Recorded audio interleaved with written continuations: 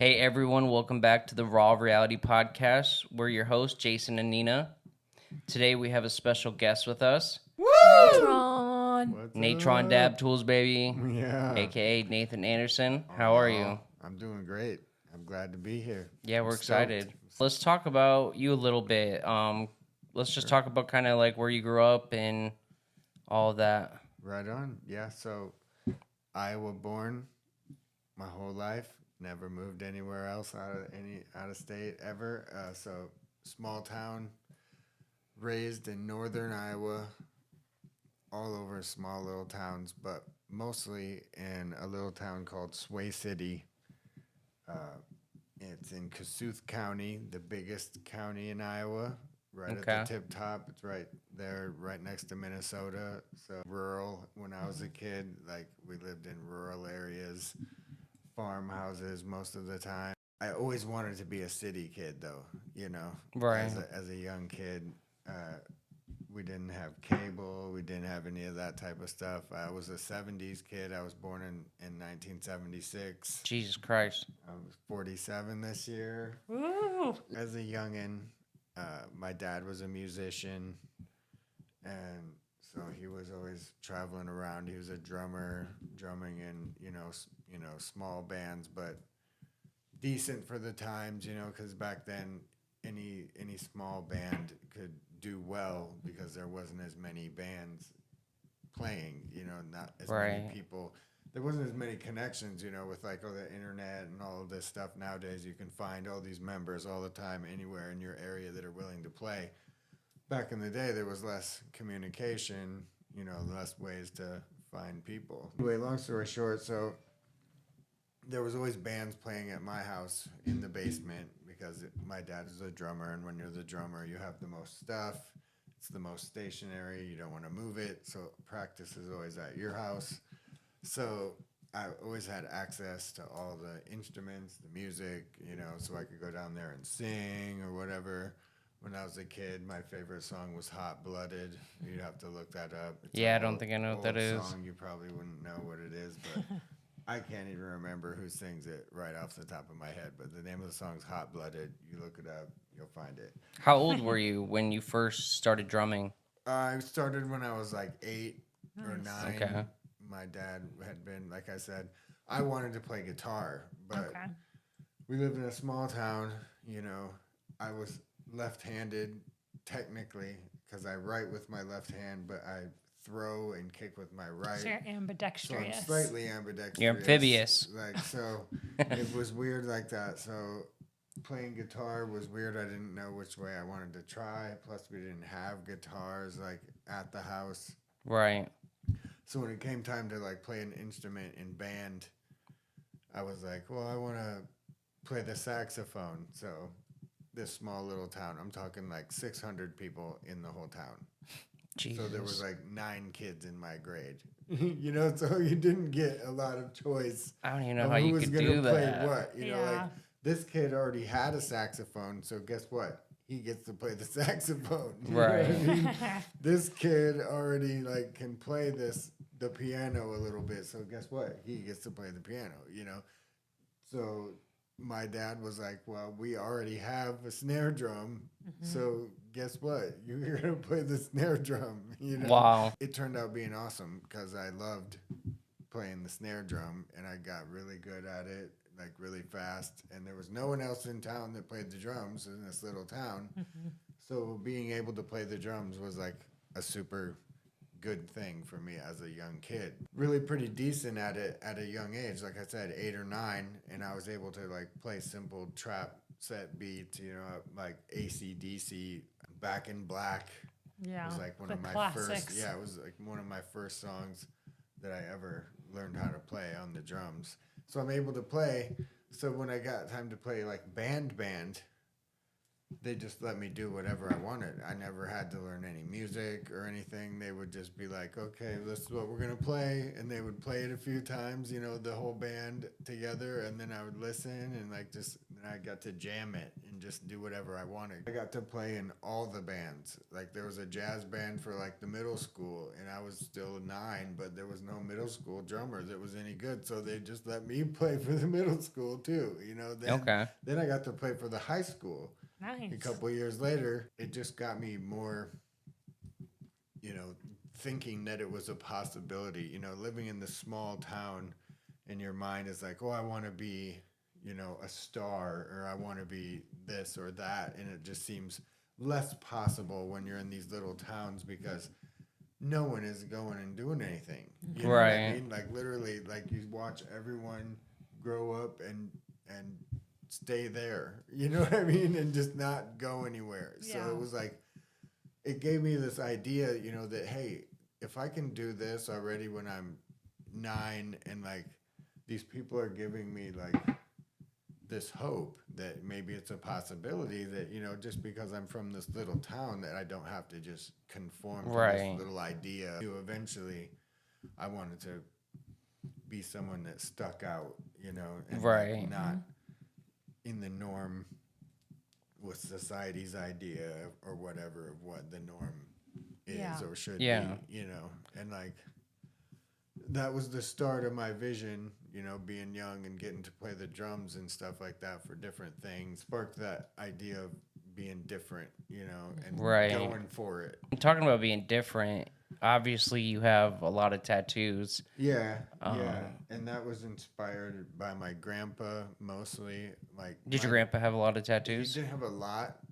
He had like 4 or 5 tattoos. They were all military style tattoos. He was in the Korean War. Okay. So he has an old school traditional ones. ones. Old green, one colored tattoos. One was like flag. Mm-hmm. One was like a set of cherries. Not very many people had tattoos at all. It wasn't very fashionable like it is now. You know what I mean? So mainstream, It wasn't mainstream. It was like a thing that only a lot of military people did, really, because it was only across the seas that you could even get tattooed. So you started getting tattoos before it was trendy. Well, I mean, I wouldn't say that. It was starting to be a little trendy in the 90s, with tribal tattoos, which is like the tribal armbands and stuff like this, that a lot of people have still today. 92 or something. That's when you get your first tattoo? Yeah, 17. Wow. Like right before it was technically legal, But it was also by some chicken scratch dude who ran through town. He called himself Razor. Nice. He was this little short guy who always wore a leather vest, and that was it.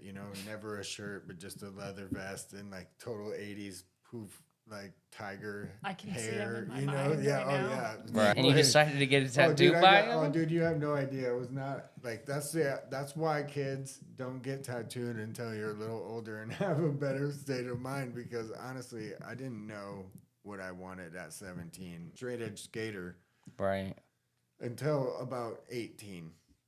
It wasn't until the next year that I started smoking marijuana. Right, some of that devil's lettuce. Different podcasts. But anyway, I still have the freaking, the stencil? The stencil. Do you? Really? I still have Holy the very shit. first stencil, my very first tattoo. That's I should have brought awesome. that. Yeah. But I drew it myself, of course. The design. Right. It was a sun and moon eclipsing. Sounds like some shit Nina super does. I dope, have a right? moon. No, I had a moon too. The eclipse was right here. Okay, so it's underneath, covered up now. Yeah, it's all covered up. Like all the ones that I had when I was like from that guy. How many do you think you got by him? No, I got 2 by him. Oh, 2. And after that, I learned. You were like, I learned after 2. You know I what think I mean? I should go to somebody else. I after the first one, but I didn't. It's all good. Live and learn. I've had one of those experiences also. And like I said, that's life in a nutshell. A lot of times when you're 17, you don't want to listen to anybody else giving you advice, whether it's good or bad.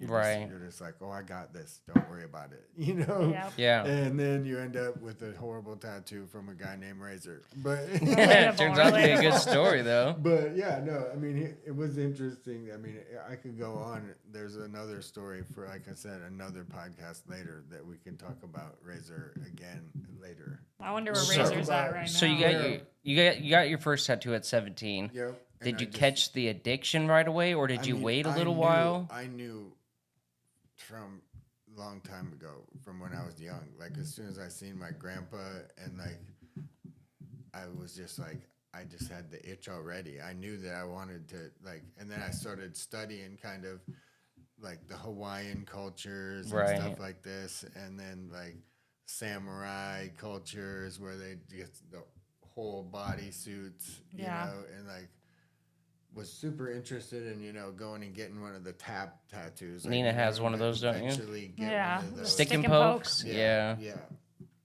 I eventually want to get a small traditional one in Hawaii or something. I knew I wanted to be fully tattooed, like from right away. When did you get your first face tattoo? My first face tattoo would have been my sideburns. Yeah. Was that pretty That was, exhilarating, or? That was probably like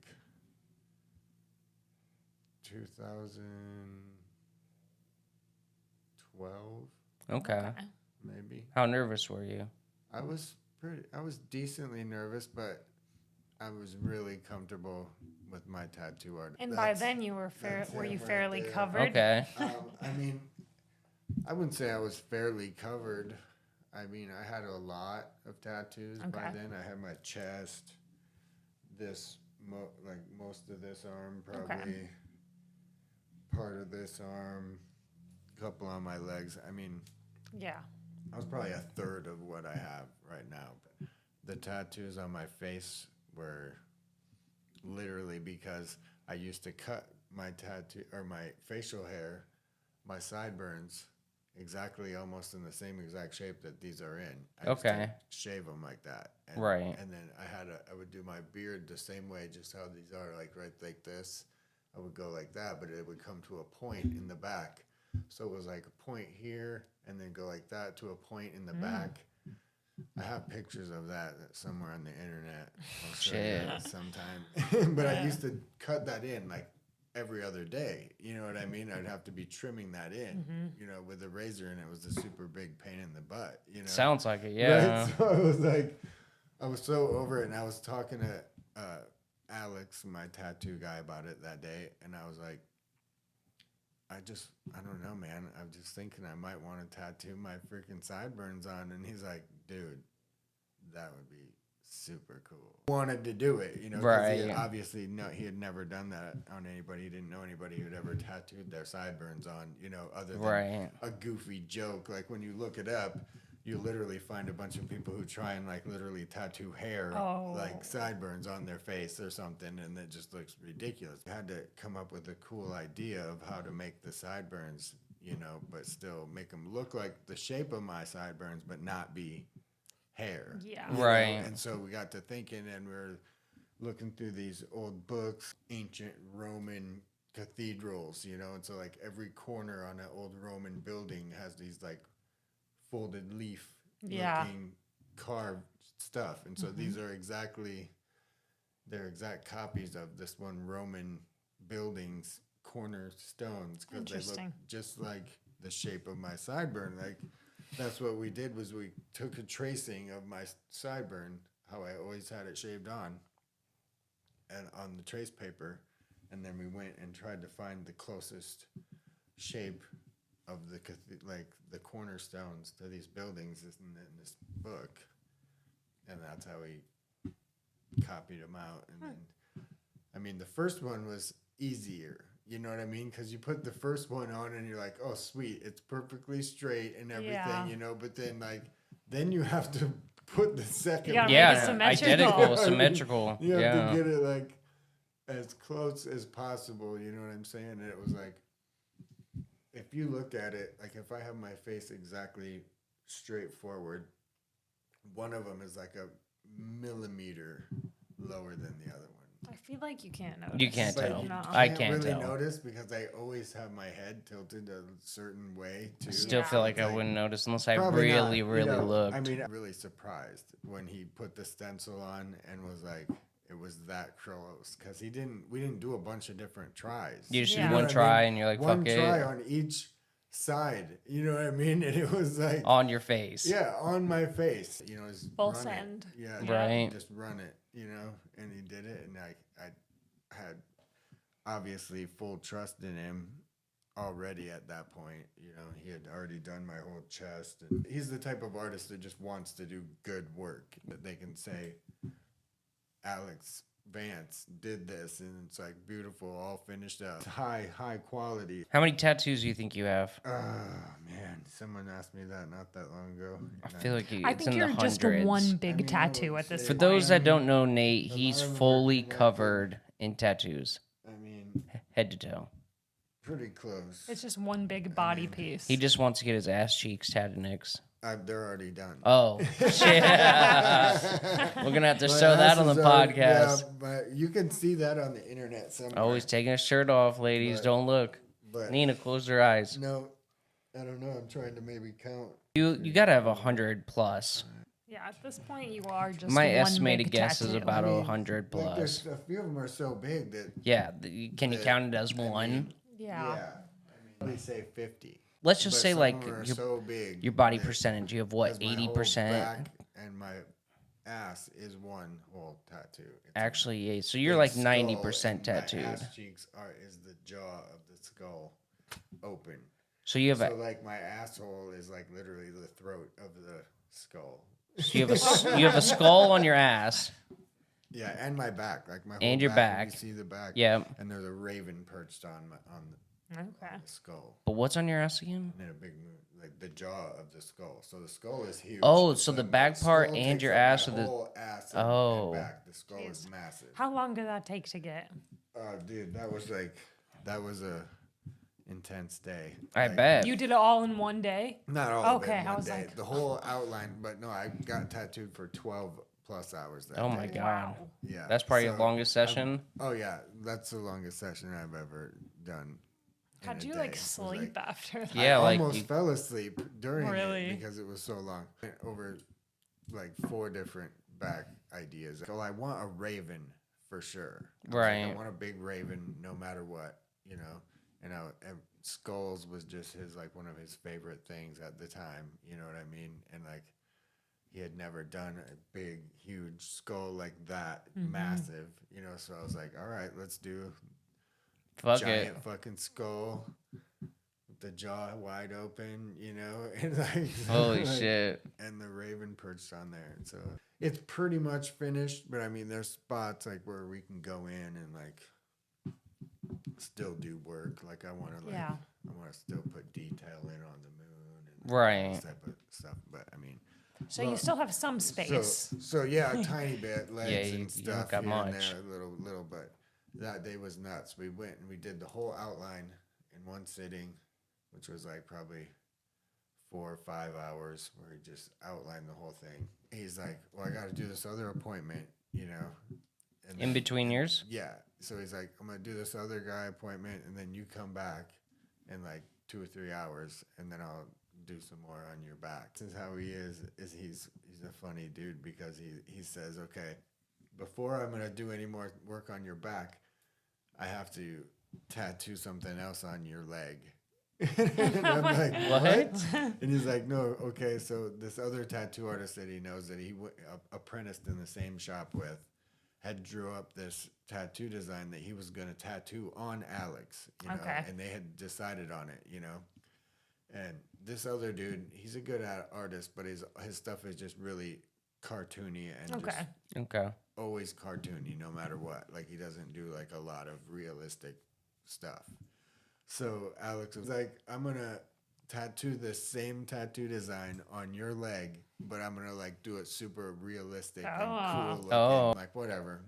So he tattoos this thing on my leg, which takes like a couple hours, you know, at Yeah. least like 2.5, 3 hours. It's a pretty detailed tattoo and it's like that big. So that done.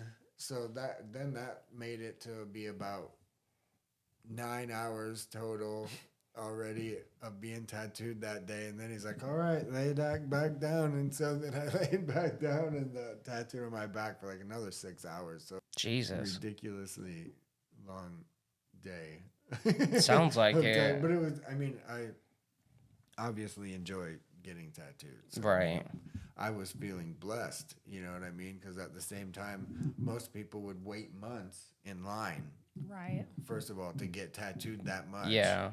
And then at the same time, I lived in the basement of the shop Okay. at the time, you know, and I Right. screen printed shirts for his business. And then any other tattoo artists or any other people who came through that had businesses that were getting tattooed, I had the opportunity to be like, yo, you want some shirts for your Right. business? And then Yeah. I would get work by hanging out, which was cool. Right. Helped basically remodel the whole shop, because that's what we'll get into that later too.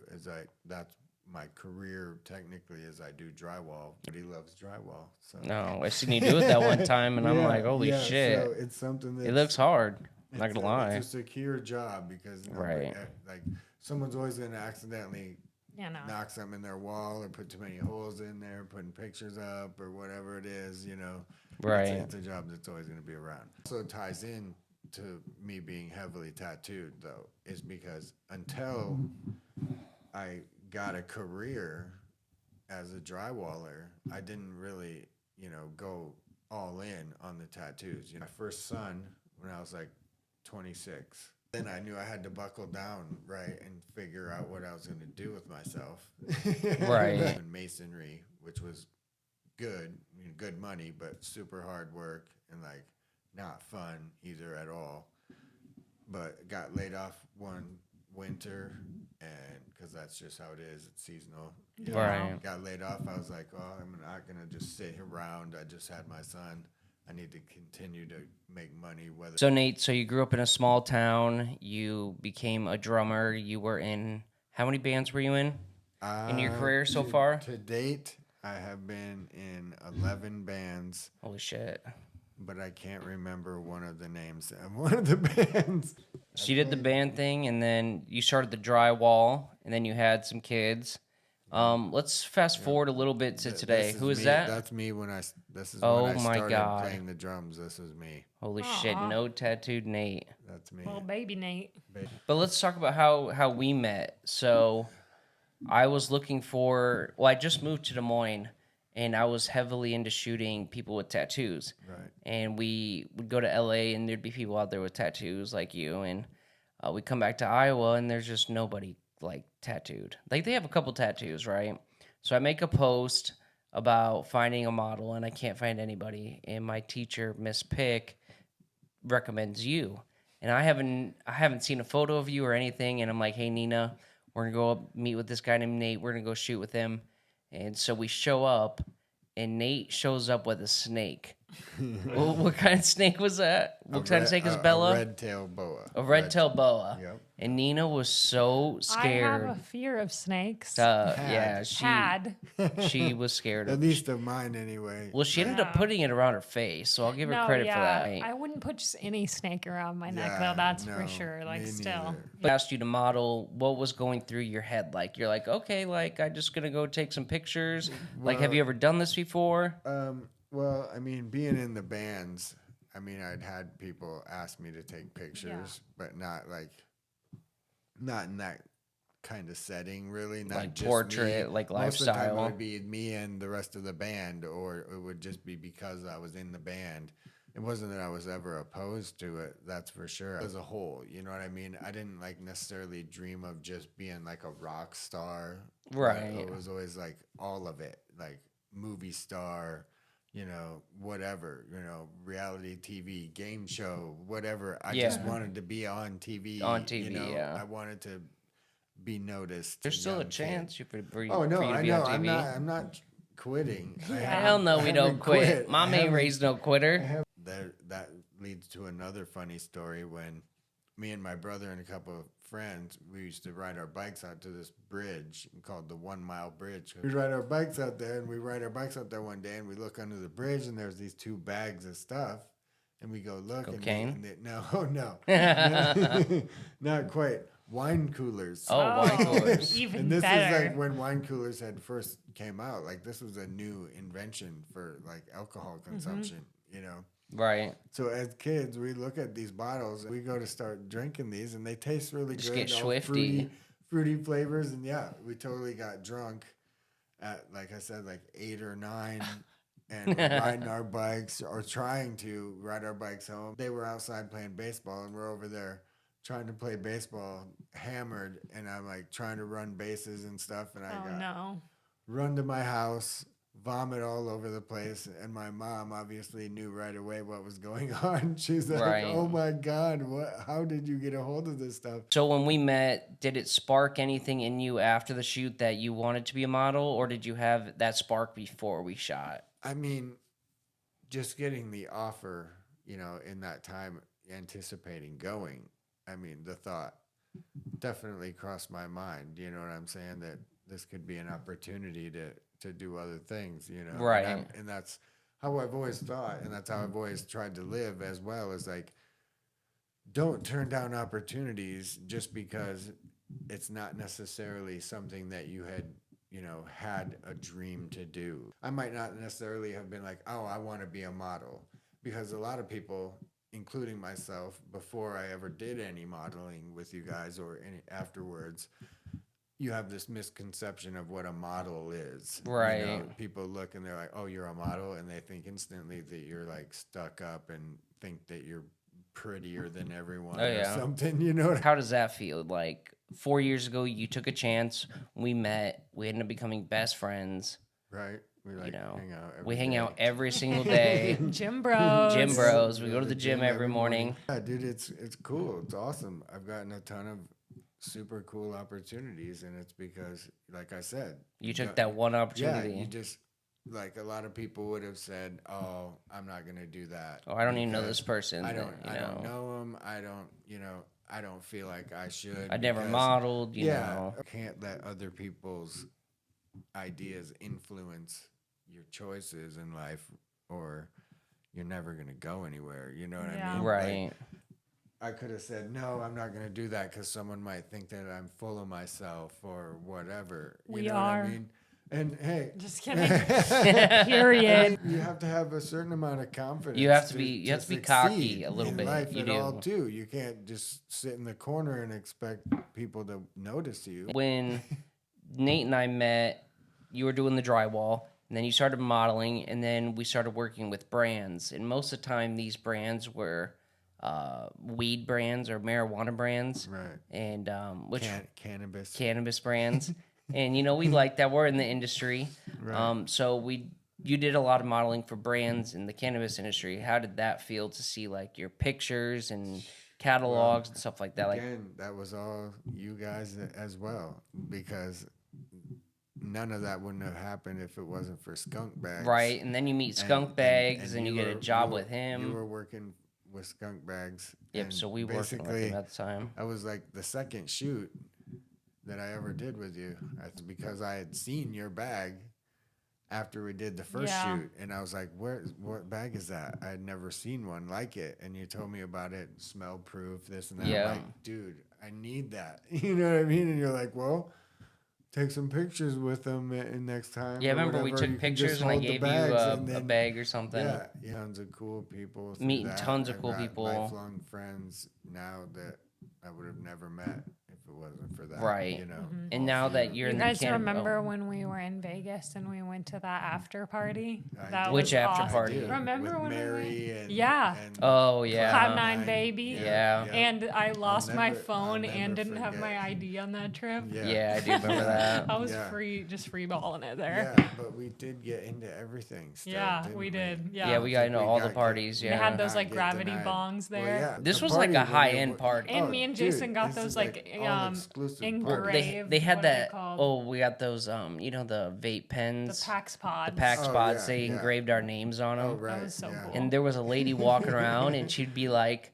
"Would you like to hit a dab?" And I'm like, She had those "Fuck glasses yeah, on. I Oh would." yeah, oh yeah. Yeah, she Dude, was the like- first thing when we walked in that one, it was just like a big table right Yep. there. and Right, that lady yeah. was like, come on, Come over, hit sit these down." dabs, you know. I think I shall. But that did spark this other thing. Like the pandemic hit, then nobody was doing anything anywhere. My bands weren't playing. I was Right. all bored. And so then I started monkeying around and making these things, the dab tools with the toys on them. They're super creative. And I'll give you that. just like randomly started wrapping different things around them, having glass blowers collab with me and do Right. different That one's crazy cool. So people who ones. might not know what dab tools are, could you explain what a dab tool is to So a people? dab tool is basically a stainless steel tool that you use to scoop out concentrates. Basically, the tool you use to scoop it up and put it in your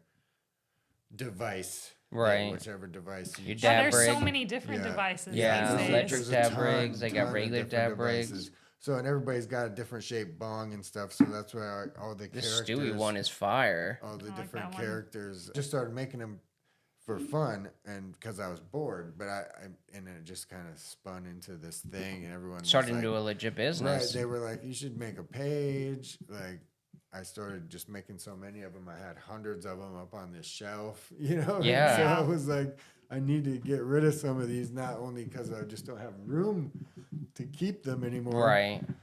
And so my first show was a tattoo convention here in town. So I did that, and I was surprised at how many I sold. I was like, I really didn't think that there was a market Right. for such a thing, Randomly decided to start doing it. Yeah. Out of nowhere. And then it sort of popped off, Yeah, it did. My tattoo guy made this logo, and then I had another guy, this little symbol here, Dank Globbers. He's an artist on the internet, does a lot of cannabis art. I had him transfer it over to make me look all crazy rainbow and put the wax dripping out of my eyes and put the joint in my mouth. And Gotta have the joint in the mouth. dab tools, like this is the actual one of the first dab tools. That's Wow. the one that's on Oh, wow. Holy on shit. my dab mat right there. That's cool. So if people want one of these dab tools, where can they go? You can go to my Instagram, N8Tr0N Tools. Most of the stuff I make is all one of one. Yeah, custom. And it's all Yeah. it's all custom pieces, so there's not a lot of multiples. I like to put a little time in it. Yeah. Make it cool and one of one. So Yeah, like the one you made me with the camera that flashed. Right, That was Yeah, that was right. cool. That that makes a was little very noise. creative. Yeah. totally. I gotta find some more of those cameras. Yeah, we need the camera ones back. What are your plans for the future? Big plans. I got all kinds of stuff coming up. More of the merch, More dab tools? more dab tools. I'm definitely gonna be doing more modeling. Yeah. I'm gonna try and focus on that a lot this year and do Survivor. Dude, I think you would should. do. You could do Naked and Afraid, bro. I feel like I you'd would- kill yeah, Naked I would and Afraid. probably do it. That would not be my first. You can show off choice, that butt tattoo. but- Yeah, dude, you could show everybody yeah. your butt. Yeah, I don't know. Maybe if they offer me, it would be hard for me to say I want to go to an island. Yeah, that'd be Fair cool. point. Me too. Like I would do whatever just to go to an island for Yeah. a while. You'd rough it Oh, out. definitely. All the way. It takes some balls. I couldn't do that. Oh, you'd be surprised. So Nate, so you're a dad, you're a professional drummer, you're a published model, you have your own dab tools. What can't you do? Is there anything you can't do? You could There's a lot you could be on Survivor. Like, Can you just do a don't like the- backflip? can you backflip? I can't off a diving board. I can do a backflip. Okay, so you Off can of do something, everything. I can't do a standing backflip. Oh. Okay. No. Huh. No. I got endorsed by this drumstick company Oh hell Oh, yeah. those are cool. 12 years ago. Can you play it? Can you hit it on the table and play us like a beat or something? Biatch! Those are drumsticks you use when you play in your Most bands? Definitely, most definitely. Oh, that's fire. Yeah, you Okay. probably break Heads. sticks all the time. That's my next. Maybe I'll go for a drum head endorsement. So Nate, you're an artist, you're an entrepreneur, you do everything. What we all want to know is when you were on tour as a rock star, what was your biggest rock star moment? Okay, so I was at a show, Minneapolis Horror Music Festival. Mushroom Head's the headliner. Jason Lively from National Lampoon's and Brian Krause from Stephen King movie Sleepwalkers Yeah. were in there. I'm smoking weed with them, getting Hell them all yeah. drunk at the end of the night. It's like 2 a.m. I'm the only one with liquor. They're all hanging out with me. They're taking me to all of these different rooms in the hotels, and they all think I'm a famous rock star. I'm hanging out with these famous people from the movies, and the lead singer of Mushroom Head, and like everyone's just offering me drinks, whatever I Right. want. You know, I mean, it was the dopest feeling ever. Like How long did you hang out with him for? All night. Like, Oh, all night. All night into the morning until it was daylight. And Holy then, shit. like everyone just. Rock star. So you guys It was all a just got total super rock star. We were swifty with just super all famous night people? long. We did everything rock star that night. It was dope. Holy shit. It Wow. was definitely the bomb moment. Like these movie star people were all like, "Yeah, hit me up anytime," you know. Yeah, they were totally down to earth people, both of them. Yeah. Well, shit. That's awesome, Nate. Yeah. Well, Sweet. Yeah, it was awesome having you. Thank you, everyone, for watching the Appreciate it. Raw Reality Podcast. Stay tuned for our next episode, and Stoked Nate to will be here. definitely be back. Oh yeah, you'll hear more crazy stories from me. Hell yeah. Yeah, got a so lot check more. out Nate on his socials and don't forget to like, comment, subscribe, and hit the notification bell so you see the next time we post. Heck yeah. Peace. Peace.